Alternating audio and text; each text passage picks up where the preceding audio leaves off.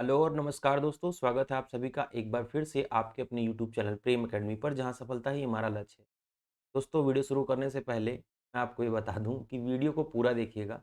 आपको वीडियो से नुकसान तो कोई नहीं होगा, लेकिन अगर आप वीडियो को पूरा देखेंगे तो आपका फ़ायदा कुछ ना कुछ ज़रूर होगा। आज दोस्तों हम लोग प्राचीन भारत के इतिहास के एक और नए चैप्टर में डिस्कस करेंगे, जहाँ हम लोग डिस्कस करेंगे मौर्य साम्राज्य के विषय में।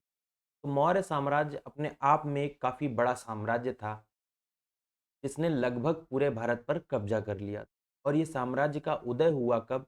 नंद वंश के जो अंतिम शासक थे धनानंद, उनके अंत के साथ में मौर्य साम्राज्य का उदय होता है। और मौर्य साम्राज्य की नींव रखते हैं चंद्रगुप्त मौर्य।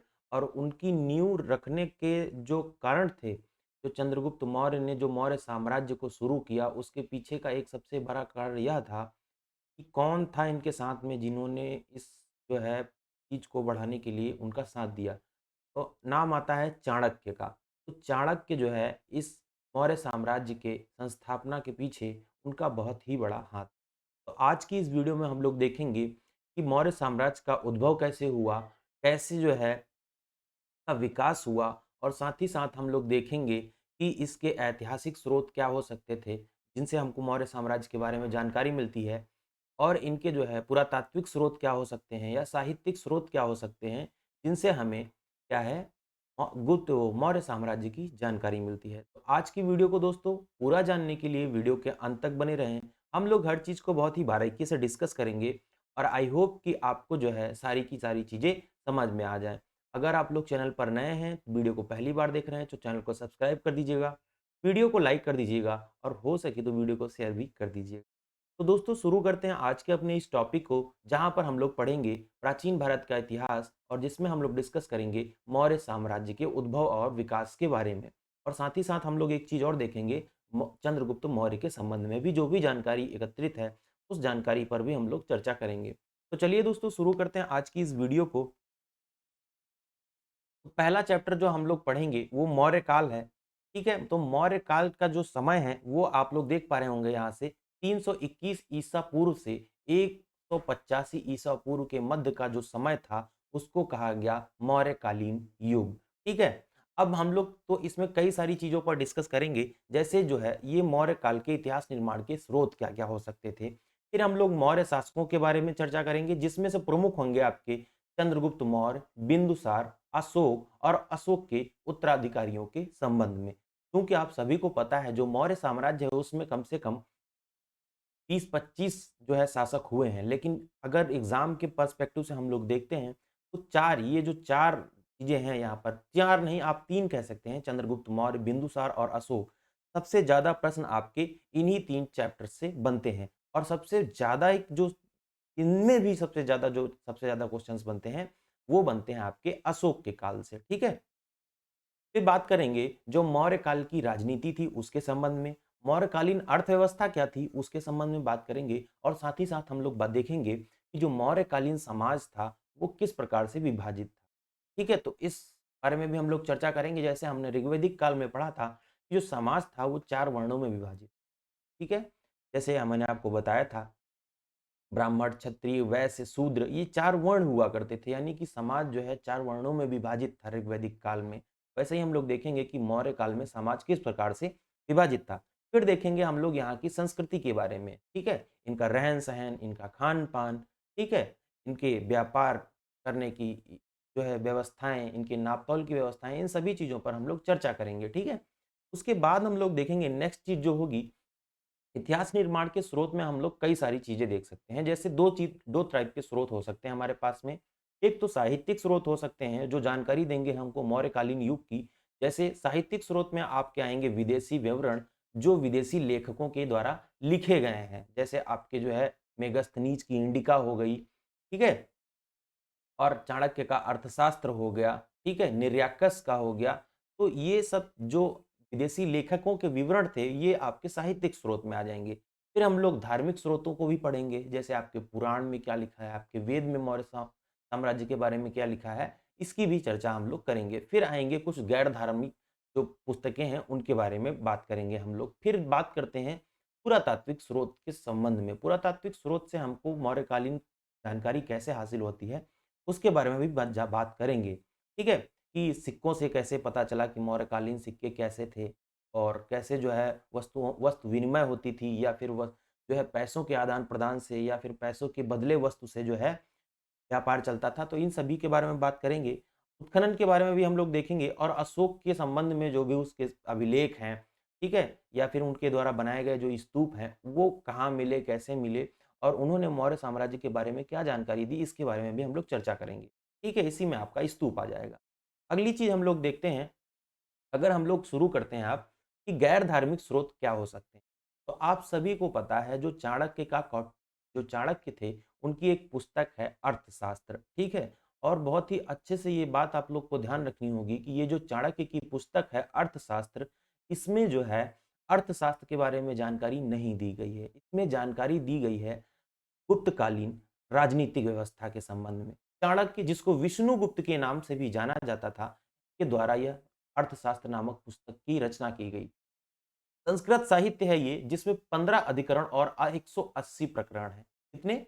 15 अधिकरण और 180 प्रकरण हैं। दूसरी चीज क्या है कि आधुनिक समय में जो इसकी खोज की थी, वो की थी आर शर्मा शास्त्री ने 1905 में। कब की थी? आर शर्मा शास्त्री ने 1905 में इसकी खोज की थी। ठीक है? राजनीति पर आधारित पुस्तक थी यह, राजनीति पर आधारित पुस्तक थी। इसमें सप्तांग जो इस पुस्तक का जो सप्तांग सिद्धांत है, वह सबसे महत्वपूर्ण है। वह सबसे क्या है? महत्वपूर्ण है। और उस सप्तांग सिद्धांत में क्या-क्या है आपका? आपका इसी के अंतर्गत आएगा स्वामी, जिसको राजा बोलते थे। अब ये सप्तांग सिद्धांत ये जनपद से रिलेटेड थे, ये प्रदेश से रिलेटेड थे, ठीक है?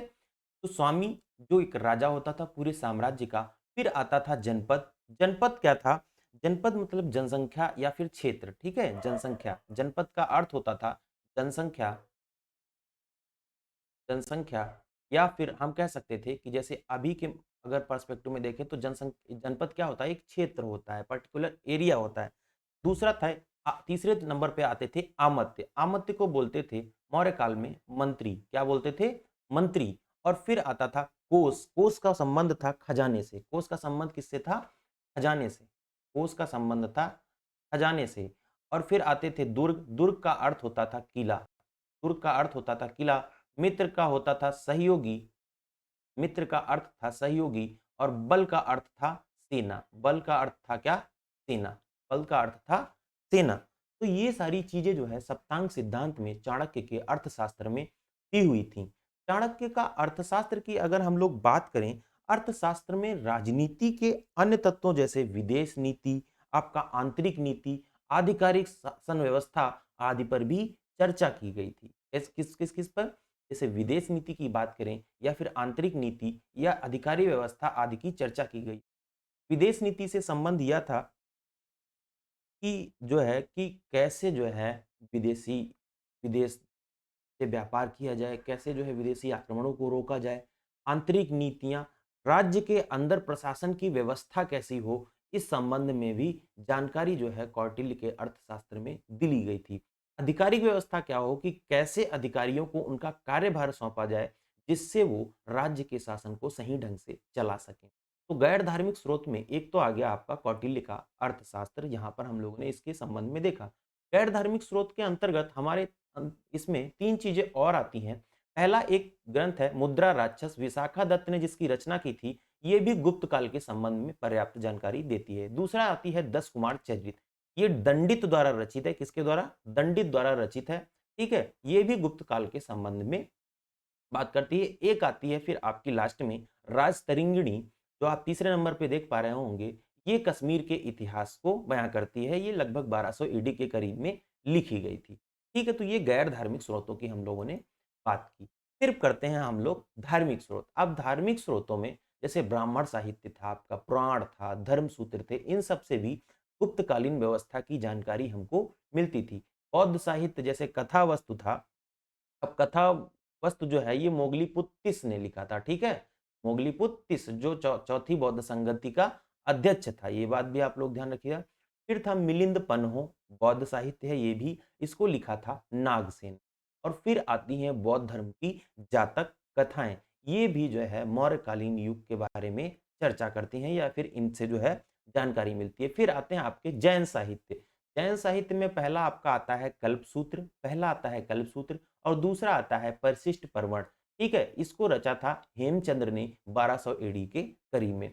तो इन सभी धार्मिक ग्रंथों से क्या होता था कि मौर्यकालीन जो व्यवस्थाएं थी, जो मौर्य काल की व्यवस्था थी, मौर्य काल की जो व्यवस्था थी, ठीक है, चाहे वो सामाजिक व्यवस्था हो, राजनीतिक व्यवस्था रही हो या फिर अर्थव्यवस्था रही हो, उसके संबंध में जानकारी देता था। के संबंध में जानकारी प्राप्त जानकारी प्राप्त होती जानकारी प्राप्त होती प्राप्त होती थी। ठीक है, तो ये सारी चीजें हो गई। अब हम लोग बात करते हैं विदेशी विवरण। आखिर विदेशी विवरण जो है गुप्तकालीन गुप्त काल जो था आपका, जो गुप्त साम्राज्य था, उसके संबंध में किस प्रकार से जानकारी देते हैं। देखिए यहाँ पर आप लोग एक चीज और देख पा रहे होंगे, जो ब्राह्मण साहित्य था वो ऐसा मानता था कि जो मौर्य थे वो शूद्र थे। मैंने 4 वर्णों की बात की आपसे, 4 वर्णों की बात की, ब्राह्मण, क्षत्रिय, वैश्य और शूद्र की।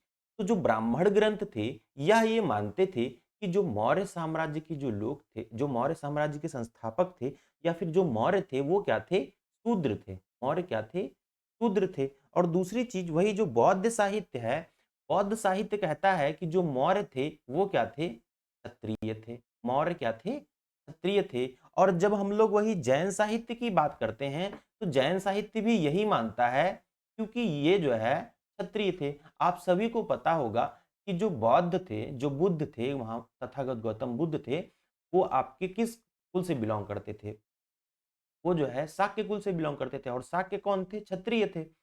तो जो है इस प्रकार बौद्धों ने माना कि जो चंद्रगुप्त मौर्य थे या जो गुप्त लोग, जो मौर्य लोग थे, वो क्या थे, क्षत्रिय थे। जैन लोग भी, महावीर जैन भी क्षत्रिय कुल से संबंध रखते थे। ठीक है, तो इन्होंने भी माना कि जो है जैन लोगों ने भी माना कि जो मौर्य थे वो क्षत्रिय।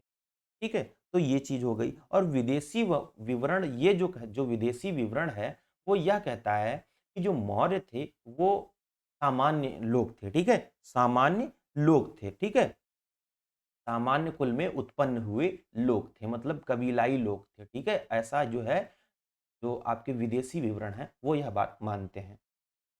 फिर बात करते हैं विदेशी विवरण आखिर क्या कहते हैं मौर्यकालीन के संबंध में। तो सिकंदर के समकालीन कुछ लेखक थे, जैसे निर्याकस थे आपके, अन्य सिक्रीटस थे, ठीक है, और थे आपके कौन, अरिस्टोबुलस। ये सभी लेखक क्या थे, सिकंदर के समकालीन थे। अब सिकंदर आपका भारत आया कब, 321 ईसा पूर्व के करीब में लगभग। ठीक है, 321 ईसा पूर्व के करीब में आया और भारत में लगभग ये 19 माह तक रुका। ठीक है, कितने माह तक रुका, 19 माह तक ये भारत में रुकता है। तो सिकंदर के जो समकालीन लेखक थे उन्होंने भी जानकारी दी जो है मौर्यकालीन युगों के बारे में, मौर्यकालीन जो है परंपराओं के बारे में। यहीं पर एक पुस्तक है मेगस्थनीज की इंडिका। इंडिका के बारे में आप लोगों ने बहुत बार पढ़ा होगा, कई बार एग्जाम में सवाल भी आ जाता है। तो ये इंपॉर्टेंट हो सकता है आपके लिए, क्योंकि कई बार एग्जाम में आपसे पूछता है कि जो इंडिका पुस्तक है वह किसने लिखी थी। ये पहला सवाल तो ये बन जाता है आपका यहाँ पर। दूसरा सवाल आपका ये बन जाता है कि अगर आप लोग सिविल सर्विसेज की तैयारी कर रहे हो तो वहाँ पर क्वेश्चन पूछने का तरीका बदल जाता है। वहाँ पर आपसे ये नहीं पूछेगा कि मेगस्थनीज ने किस पुस्तक की रचना की या इंडिका की रचना किसने की। वहां पर आपसे पूछेगा कि इंडिका की जो पुस्तक थी वह किससे संबंधित थी। आपसे सवाल में पूछेगा मौर्य काल से संबंधित थी या फिर गुप्त काल से संबंधित थी या फिर ऋग्वैदिक काल से संबंधित जो है जानकारी प्राप्त होती थी।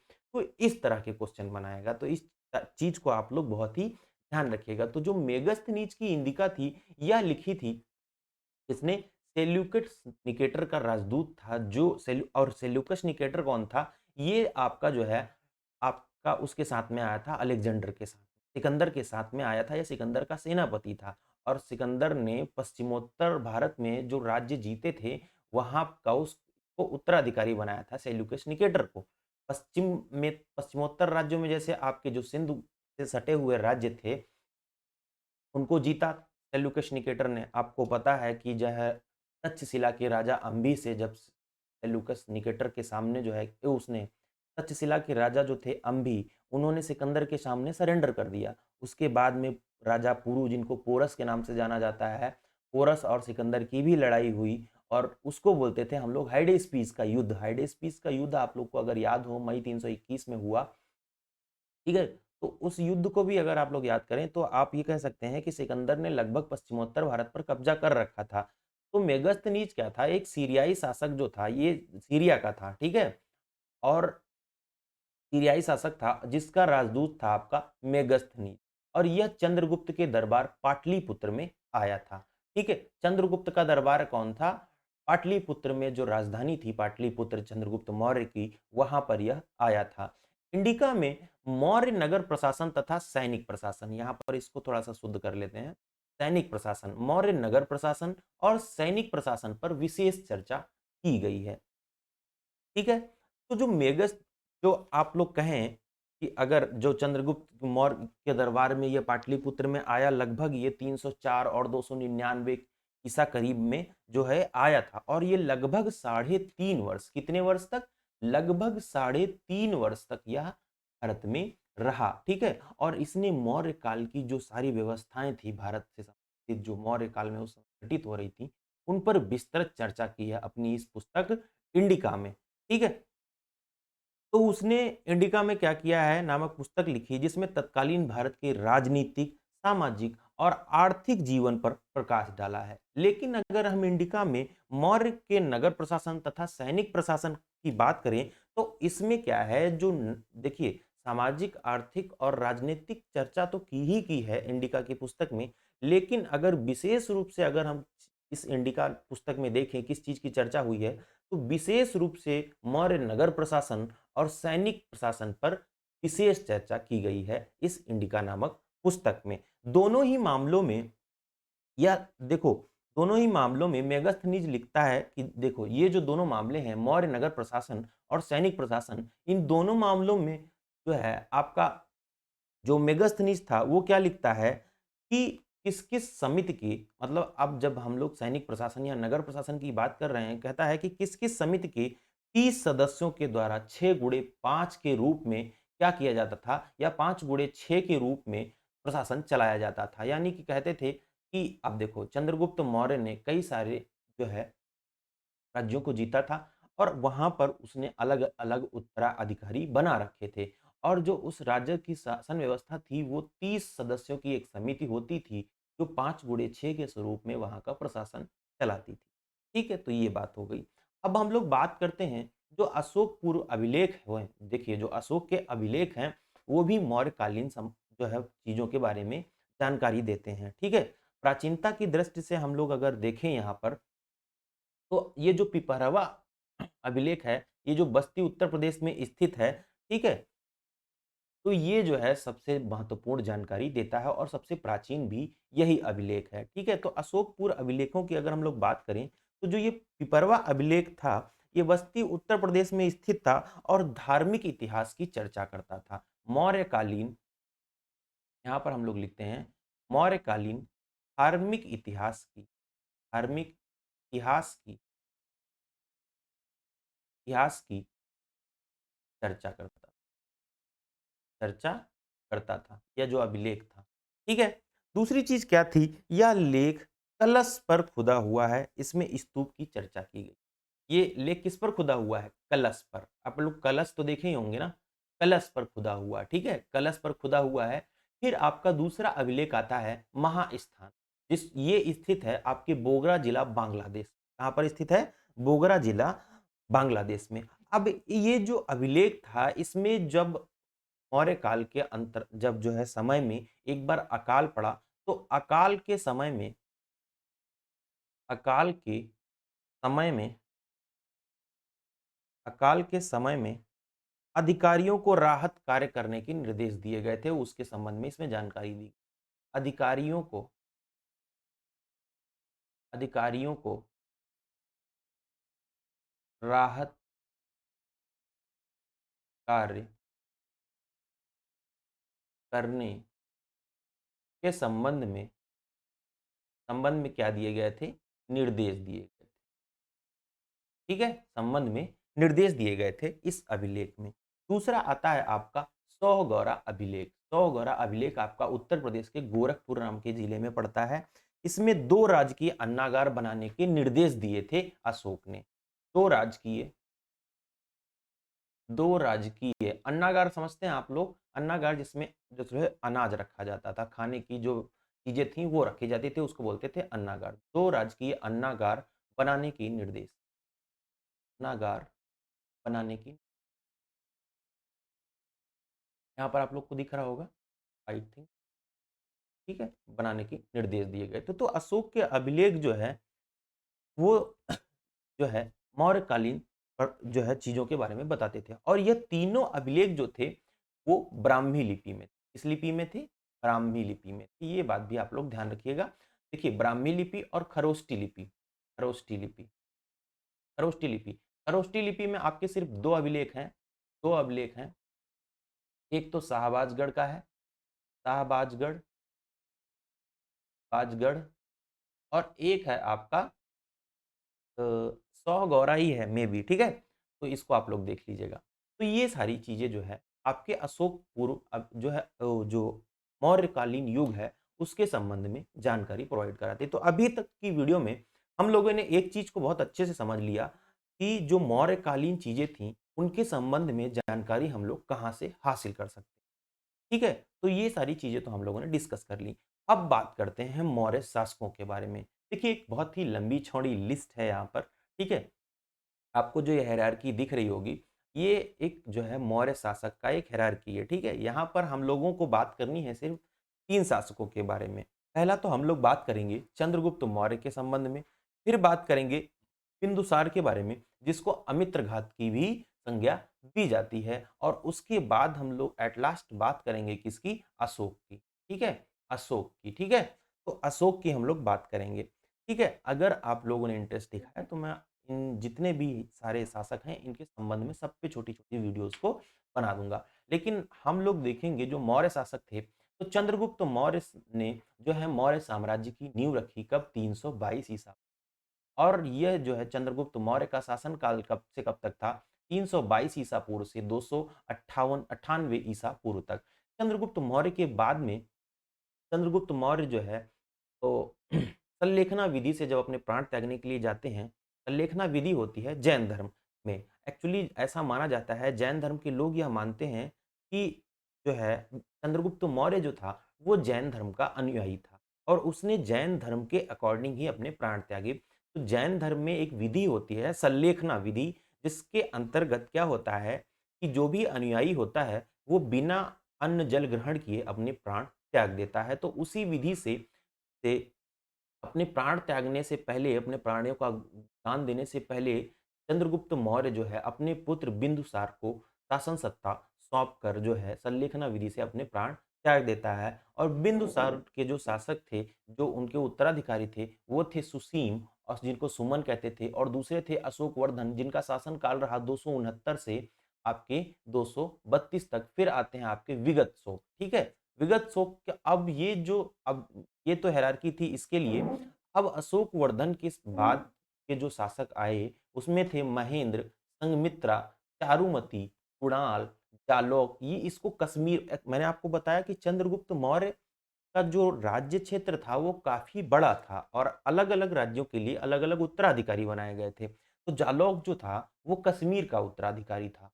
तीवर, वंद्रपालित, ठीक है, दशरथ, संप्रति, तालीसुक, और इधर अगर आपको दिख नहीं रहा होगा तो मैं यहाँ पर आपको बता देता हूँ, बृहद्रथ, देववर्मा और शतधनु। अगर आप लोग वीडियो देख रहे हैं, अगर आप लोग को ये फाइल चाहिए, ये पीडीएफ चाहिए, तो आप लोग मेरा चैनल ज्वाइन कर सकते हैं प्रेम एकेडमी टेलीग्राम पर, ठीक है।